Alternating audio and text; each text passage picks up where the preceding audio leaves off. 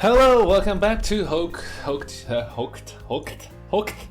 on You, and you guessed it. So I have an argument with my friend, and basically he said, "Oh, you're playing a dating sim. Treat the dating sim as a fucking dating sim game, and not treat it as a friend sim game, what you usually do." So, guess we're going for it. We're gonna have a pre-arranged choices which allow us to, get the bloody thing, the good ending. That's whatsoever said, if it's necessary or not. So, guess what, guys? We have to replay all the spirit route just to realize that we only missed like one thing or two, and yeah, that's literally what it is. So we're gonna speed run Bloody Spirit and hopefully get the ending we all love and deserve. And funny thing is, I only missed like I think 2 or 3 choices. We got everything perfectly choice for her without even realizing it. God damn it, Spirit! They're doing thing for love.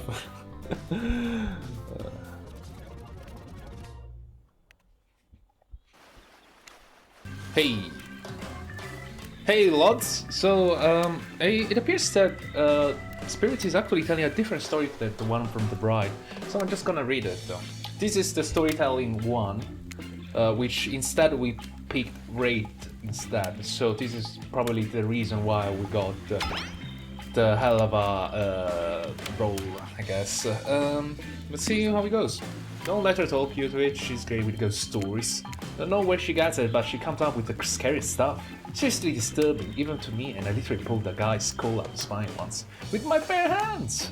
But I got a bullshit story. If anyone else is going to chit-chat, I guess I can just sit down and...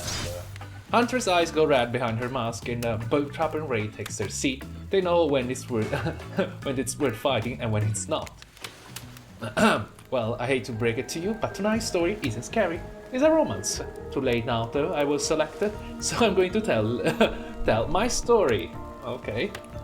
I call it the prisoner's kiss. You notice that Hunter and Ray are both sharing a giant tub of popcorn. Nobody offered you popcorn. God damn it! Where is my popcorn? It was a dark summer night where rain seeped from sky like blood from the old wound.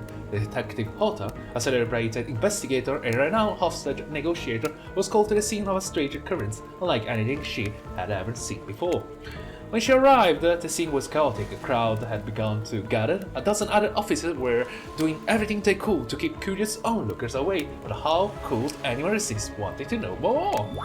For there, in the middle of a busy market, had appeared a giant box. Strange, alien in its appearance, and massive in size. A box? Is this a romance or a horror story? You say it was a romance story. No one knew how it got there. Was it delivered? Built on site? It's such a busy area. How could something like this just appear? A mystery. It was as conjured by magic. But this was no illusion. The huge box was real, and someone was trapped inside. Sounds like one of the story of Aoi? I forgot his name. Jesus. It's a famous horror story Japanese too. Spirit poses her story to look from face to face on each audience members. She has no expression, but you feel her vibrating with energy. She's in her element. Help me, cries someone inside the box. It was a man, terrified, trapped in prison, his voice trembling. By now it was if every detective in the city was there, looking at this strange structure, up and down, inspecting on every side. It didn't make sense. There were no doors, no windows, no fastener, or seams. It was completely solid and much too heavy to move by hand. Solid that is, except for a single small slit, just enough to see the bloodshot eyes of a prisoner trapped inside. Bloodshot eyes. I don't know what happened. I woke up and here I was. I'm so scared. Please help me, cried the man as if pleading for his life. No strangers to tense situation, Detective Hota comforted the man. She used her training to calm him and buy time for the other investigators. However, time did not bring clarity, only anxiety, as the night dragged on with no progress opening the box. And as the night grew longer, and seeping rain powdered on the ground, the man inside grew more desperate, more sad and lonely, more pathetic, and in need of help. But Detective Hoda was no help at all. Powerless to save him, guilt began to weigh on her like he never had before. Don't let me die here, the man begged. Don't let me die alone. Stay calm, instructed Detective Hoda. You are not alone, I'm here. Hell, half the town is here. We are all in this together, and we won't let this be the end of your story. Looking through that narrowest of passage, Detective Hoda watched her own reflection in the tear-filled eyes of this strange, sad prisoner.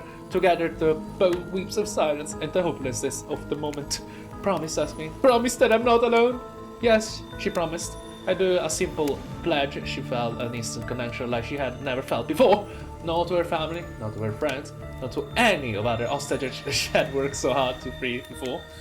And so when the man's eyes closed and backed away, it didn't scare Detective Hoda, but she knew he would return. And he did, pressing his lips up on the narrow slit in his horrible puzzle box, repeating his question again, steam flowing from his mouth, and he asked, Promise? Promise that I'm not alone. Is this romance? Yes, she promised. I do. And pressing her palm against the cold outside of the box without truly knowing why. Detective Hoda leaned, what?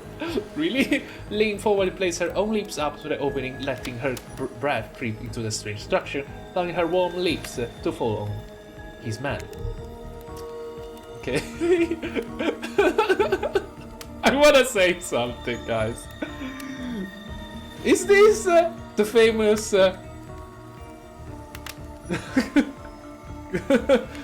hole?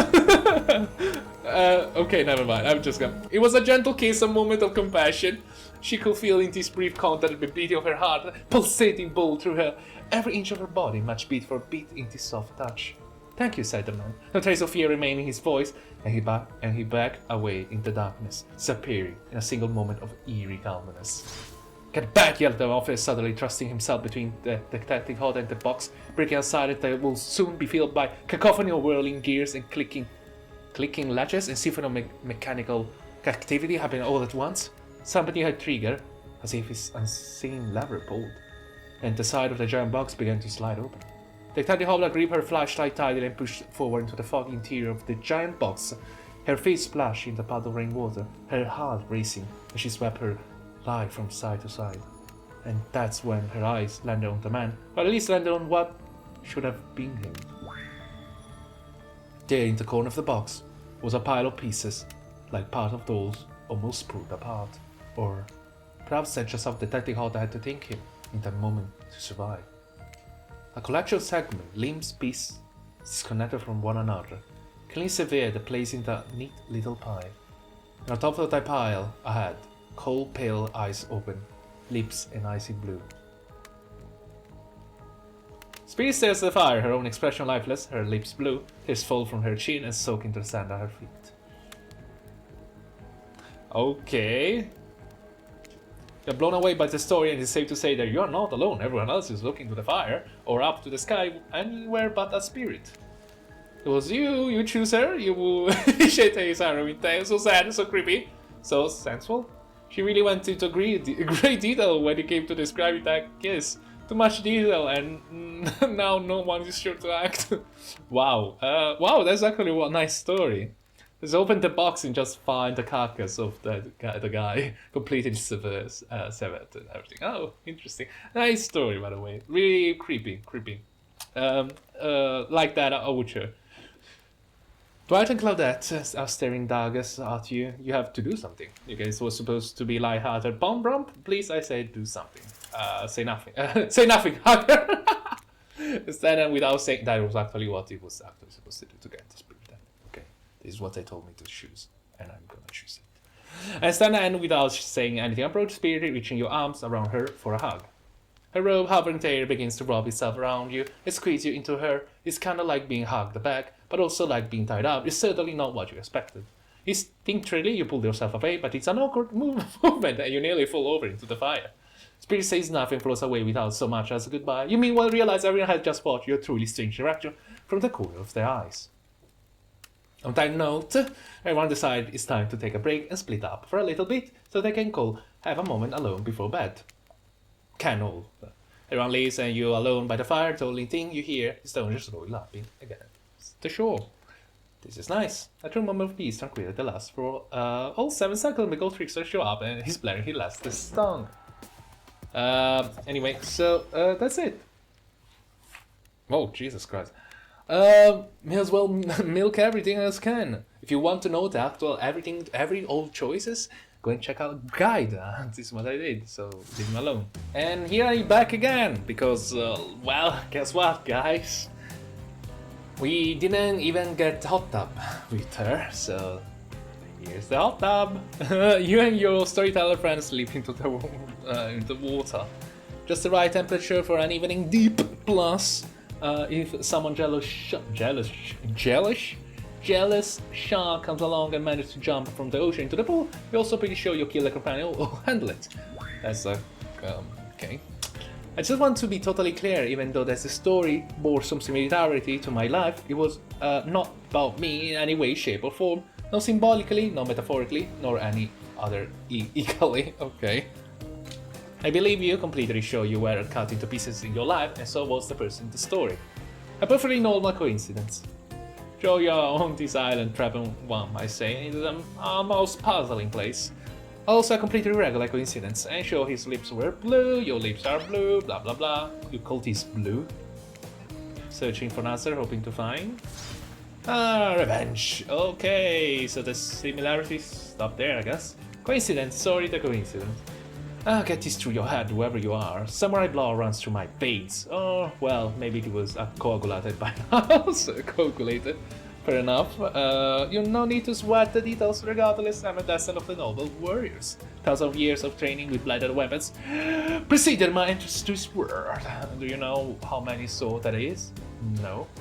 A lot. You gotta figure that with that many sharp edges, a person is bound to get disconnected from a body part here and there. Yeah, I guess. The truth is, I wouldn't typically share this, so don't go babbling about it. I dreamt that story like watching a movie in my sleep when I was just a little girl, years before my father sunk his blade to my skin. Okay. And never been able to shake it. That's a very adult story for a child to dream. You believe me?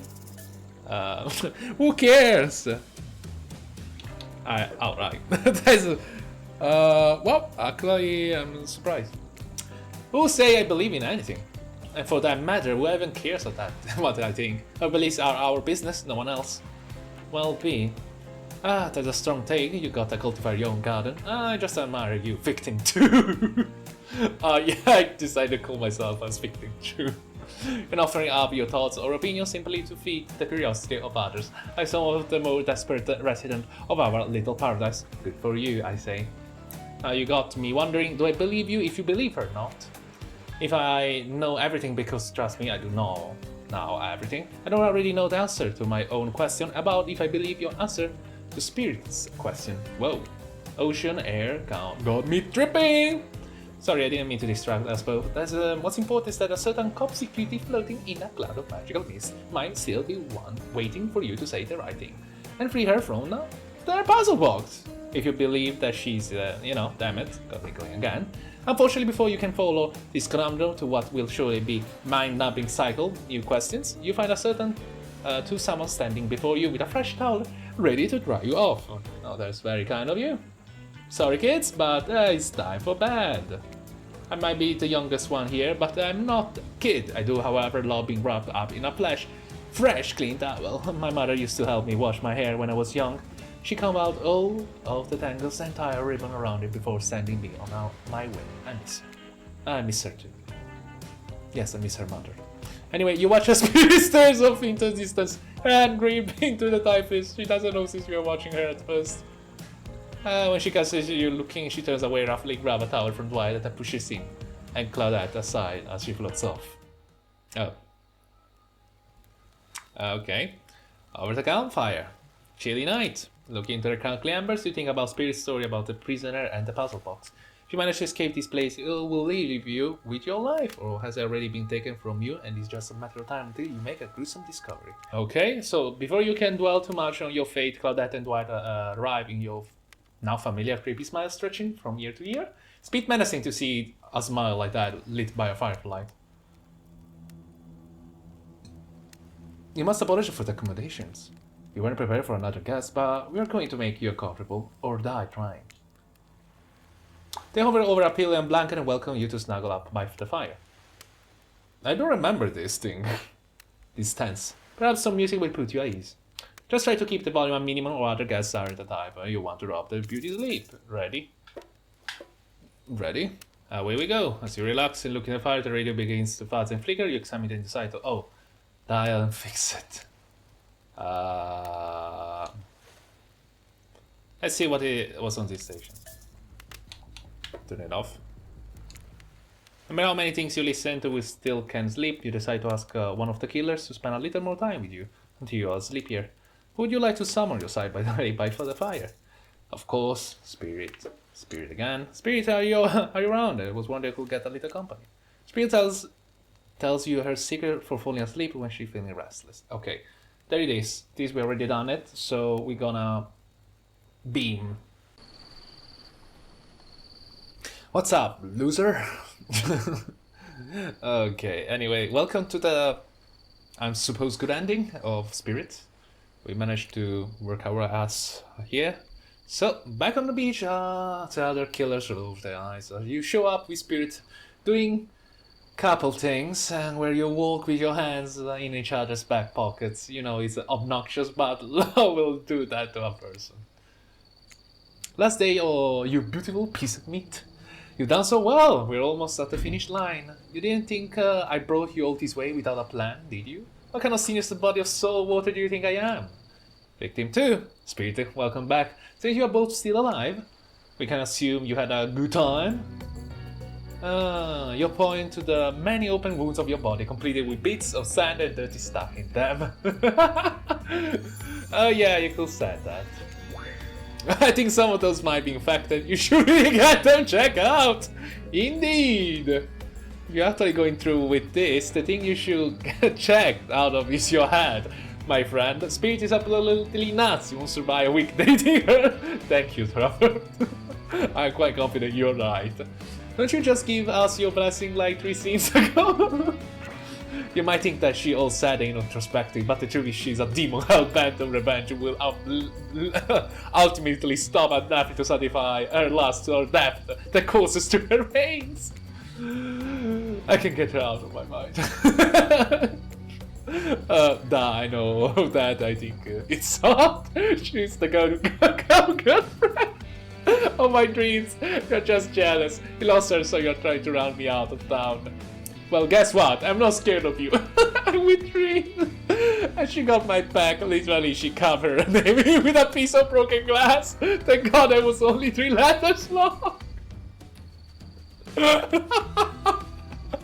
Thank God. Alright, we got it. Everyone is super tough. All you do is kill, no matter what. We got to show to finish, and this is the finale, so we need you to hold on for just a moment longer. After all, that was the point of this whole experience, to give even the most demented killers a chance at finding love. And it worked. Seeing my official bio called me a distinctly below average, but look at me now, word. I'm about to officiate the wedding of 2 complete maniacs. Please, Spirit, take this bouquet and prepare your vows. As soon as you both say I do, we can send you off on an exclusive honeymoon. Hold up, nobody is saying I do today. Okay. Yeah, nobody is what? Wait, what? Wait, what? Marriage is an archaic social institution when in place by man in power 1,000 years ago to maintain and control the world. I'm not interested in playing their game. I'm not interested in doing that anyone tells me, or living by any rules that I don't believe in deep down my heart. In fact, now that I think about it, I don't remember being asked if I wanted to take part of this bootleg reality TV bullshit in the first place. Did anyone here agree to this? I'm still not entirely sure what's going on. Me too. Actually, well, we can all agree with that. Nobody knew, probably. I think maybe the only one who has my idea is Claudette and him. Spirit that has manifested her katana. In a moment, the mood has changed from romantic climax to a place of terror. Whoa, we're all having fun here. I just say I do, I won't. With a slice of her blade, Claudette is no more replaced by 2 halves of Claudette, neither of which are especially alive. What the fuck? Okay.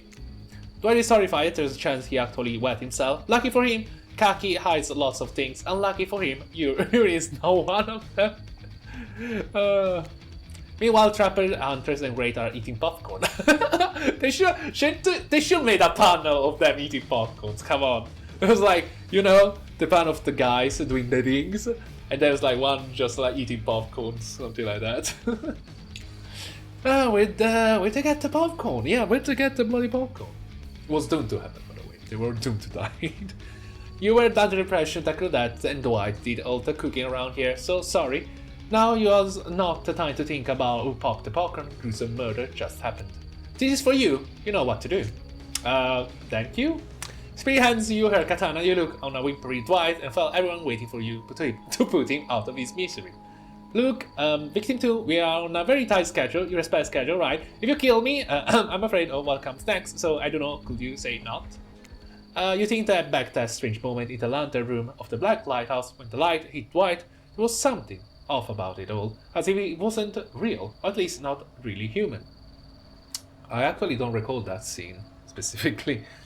But is that a good reason to him to do him in with the spirit katana? Or is that actually a reason not to kill him? This doesn't make sense. The only thing that makes sense is taking control, taking away from them, taking it into your hands and carving out a new destiny for yourself. Kill this pathetic worm, kill him and join me on the mission. Together we'll be unstoppable. That's quite an offer. What are you going to do? Kill him, spare him. So, kill him. So, okay, if I had to choose, I would likely to spare him. That's the truth. That's the undeniable truth. The problem is that, as in this game, that you want him to be killed. If you spare him, you get the opposite ending, aka the bad ending. Why? I actually don't know. I didn't. So let's kill him. You're a spirit katana and chop it off.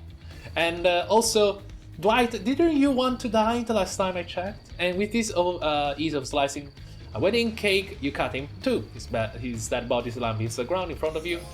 That was so incredibly sexy.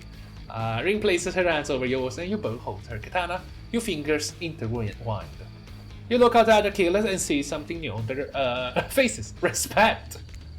You're one of them now. Ruthless, uncompromising, splatter with a blood a killer. Oh no! They're gonna make me one of them! And then they're gonna add me on Dead by Daylight.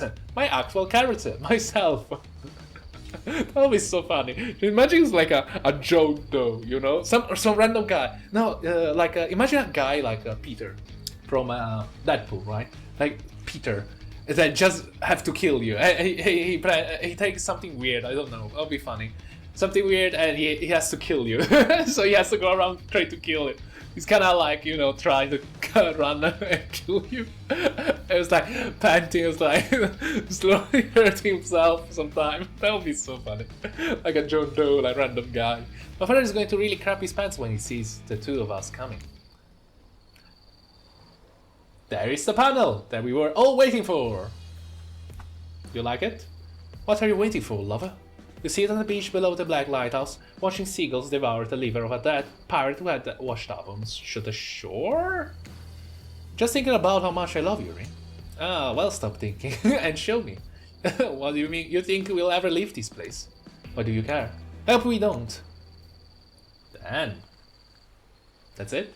Okay, I'm gonna spare him just to show you the bad ending. And also because I think that there was a truth being revealed to us. I'm not sure, but I think that something's gonna be revealed to us. You drop a spirit katana into the sand at your feet. Everyone gasps. You look at Spirit, she's furious. I could never kill him. I'm not a killer! This isn't real. I'm not a killer! Because I'm not a killer, I'm not like you. Trappel's laughter echoes through the beach. I knew it this entire time. You're just some moose who bumped their head on the balcony, some bug and cruise ship or whatever, fell into the ocean and washed up here. I could smell the pool pour on you this entire time. I'm so disappointed. Spirit picks a kind as did Dwight herself. He never stood a chance. I admire you in a way for standing up for who you are, but also despise you for being a spineless weakling. You're not killer? Do you think that makes you a survivor? And if you could handle the agony? Here's a little tip. Survivors never really survive. And I died. Ending asked for you to kill or twig the word, and you picked your side. That's wrong side, the dead side. At least she looks beautiful as she trusts her katana to your heart. Okay, I actually got it here. Interesting. Fascinating. Let's try again. Spare him. Because I never loved you. Oh. Don't care about you, about your pathetic quest for revenge, about your petty personal drama, or about the cliche existential struggles. Spirit Sagas, you share so much with her, and she opened up to like no one else in her life. Metaphorically, I mean, literally, she's full of open wounds. I'm just here for this moment right now. Watch what little blood is lying in your cold veins drain from your face to show you that you are not even close to the ruthless killer you think you are. To show all of you are nothing. You think just because you have a tragic backstory and a signature weapon that makes you worthy of my pursuit. You're toys to me. I play with one of these. Toss your way. So we're the sandbox. For all, I am the ultimate killer. I am the next generation of monster. I am the future of suffering. There it is. I knew I made the right choice with you, victim 2. There it is. Ah, it's the entity, you know, the cosmic being who created all of this. You, Desire, and me even, I assume? He has come to admire your scientia from visual nobody to a heart-breaking villain. You are laying to one little take, but I suppose you earned it. Go off. There it is.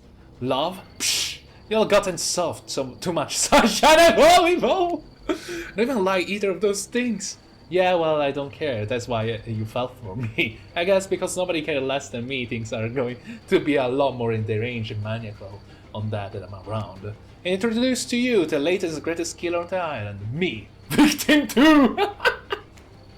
Hey, you out there, I'm not looking directly to you now. You think you are in control? You think you are in charge? Well, you aren't now, and never were. This is a game, and it goes deeper than you imagine. See you around, forever. There is the bell ending. Whatsoever. Days later, not much has changed on the Murder Island. Wow, one of the new residents show, but then what difference does that make? The tropical beaches vacation with no end in the side continues on. The water is warm and the drinks are cold and the fire crackles. Peacefully in the distance, a spirit is alone by the pool. I can't believe they pulled that crap with me. Me, the one obsessed with revenge.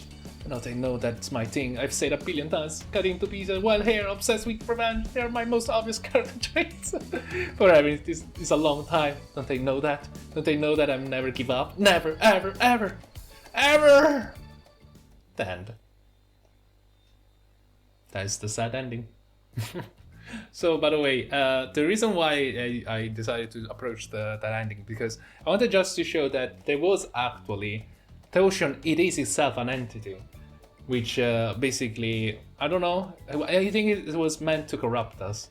Well, I guess we're just gonna explore the good ending now, because, well, we are little bitch and could not be bothered to see people suffering. Actually, it doesn't really change face me, but whatever. Anyway, ladies and gentlemen, I hope you enjoyed a few endings in here and there, and we're gonna go to the next one. Everything will be hopefully decently cut and edited for entertainment purposes, and see you again tomorrow. Bye.